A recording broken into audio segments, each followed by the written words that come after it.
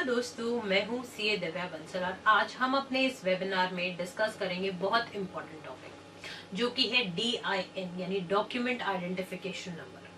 क्या है ये डॉक्यूमेंट आइडेंटिफिकेशन नंबर, किस तरह से ये हमको as a taxpayers help करेगा ये आइडेंटिफाई करने में कि जो कम्युनिकेशन डिपार्टमेंट से हो रही है वो जेन्युइन है भी या नहीं, वो सारी चीजें हम डिस्कस करेंगे।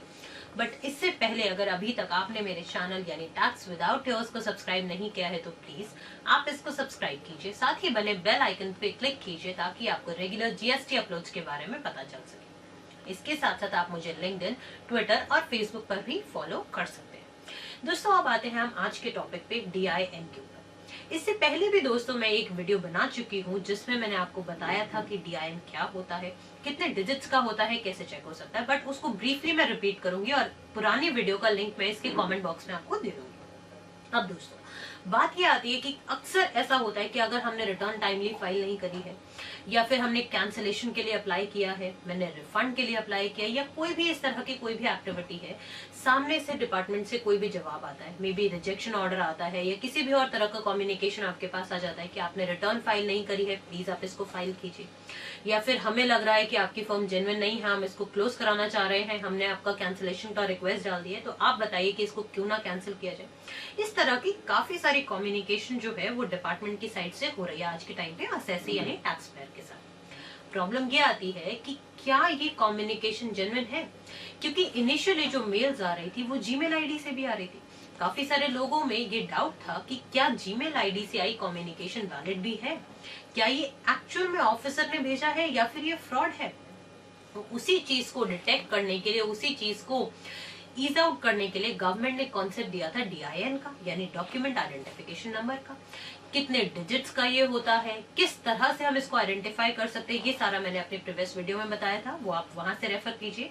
और कैसे इसको चेक करेंगे हम, CBIC की वेबसाइट पे जाके आप देखिए ये DIN का कॉलम आ रहा है, इस DIN के कॉलम पे जैसे आप क्लिक करेंगे आप वो नंबर को टाइप कीजिएगा जो आपके कम्युनिकेशन पर लिखा होगा। अगर तो वो वैलिड होगा दैट मीन्स वो जेन्युइनली डिपार्टमेंट ने आप पे इश्यू किया है और आपको उसका रिप्लाई करना होगा।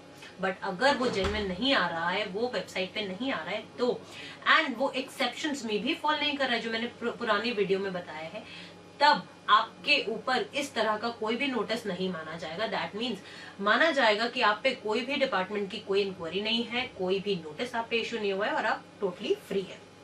अब दोस्तों इसी की कंटिन्यूएशन में क्या बात कही कि 5 नवंबर को फर्स्ट नोटिस आया था, इसमें फर्स्ट सर्कुलर बेसिकली इशू हुआ था और लास्टली जो अब नोटिफिकेशन आई है सर्कुलर में कहा गया है 23 दिसंबर को। मैं आपको इसका सब्जेक्ट पढ़ के बताती हूँ दोस्तों, generation and coating of document identification number on any communication. Any यानी किसी भी प्रकार की कम्युनिकेशन अगर डिपार्टमेंट करेगा तो आप पे DIN लिखा होगा, चाहे वो नोटिस के फॉर्मेट में हो, चाहे वो SMS हो, चाहे वो नॉर्मल ईमेल हो, किसी भी तरह से हो, issued by the officers of CBIC to the taxpayers and the other concerned person।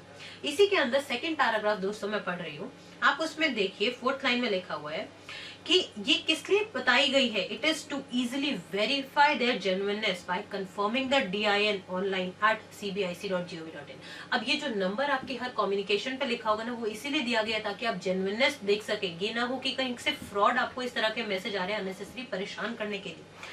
फिर इन्होंने फर्दर क्या लिखा है, जो अंडरलाइंड एरिया है कि DIN shall be done in respect of all the communication including the emails. यानी ये बहुत बड़ा रिलीफ है। जो हम लोग को डाउट आता था कि जीमेल की कम्युनिकेशन जो वो वैलिड है भी या नहीं, वो यहाँ से इन्होंने क्लियर कर दिया कि भाई ईमेल पे भी अगर कोई भी इस तरह की कम्युनिकेशन आती है तो वो आप उस पे DIN जो दिया होगा आप उसको वेरीफाई कीजिए। अगर वो एक्चुअल में साइट पे एग्जिस्ट करता है तभी आपके ऊपर एक तरह से वो कम्युनिकेशन आई है, वो ऑर्डर सा हुआ है, अदरवाइज वो नहीं हुआ है। ठीक है, और instruction contained in this paragraph would come into effect from 24 दिसंबर 2019। फिर इन्होंने क्या लिखा हुआ है थर्ड पैराग्राफ में, वो देखिए सेकेंड लास्ट लाइन में, on one hand the electronic generation of DIN would create a digital directory for maintaining a proper trail of communication. यानी एक ऑडिट ट्रेल मेंटेन हो जाएगा कि एक्चुअल में डिपार्टमेंट ने आपको ये कम्युनिकेशन दिया था, इस तरह का नोटिस समन, और आपने उसका इस तरह से रिप्लाई दिया है। आपने नहीं दिया तो भी अकॉर्डिंगली आप पे आगे प्रोसेस होगा, और आपने दिया फर्दर डिपार्टमेंट ने टेकअप नहीं किया तो अकॉर्डिंगली चीजें टेकअप होंगी आगे। दैट मीन्स ये बहुत ज्यादा ट्रांसपेरेंसी और अकाउंटेबिलिटी को प्रमोट कर रहा है। फिर दोस्तों 4th पैराग्राफ में इन्होंने लिखा कि the standardised document have since been uploaded by DDM and are ready to be used.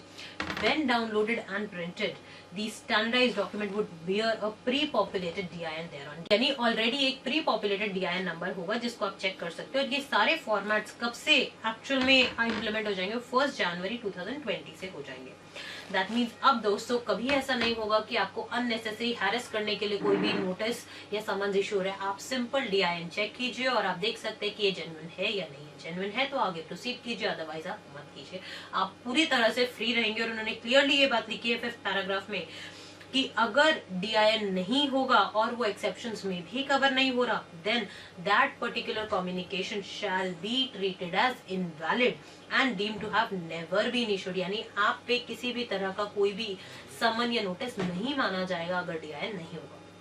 उम्मीद करती हूँ आपको ये वीडियो अच्छी लगी होगी। इसी तरह से आप मेरे चैनल पे बने रहिए।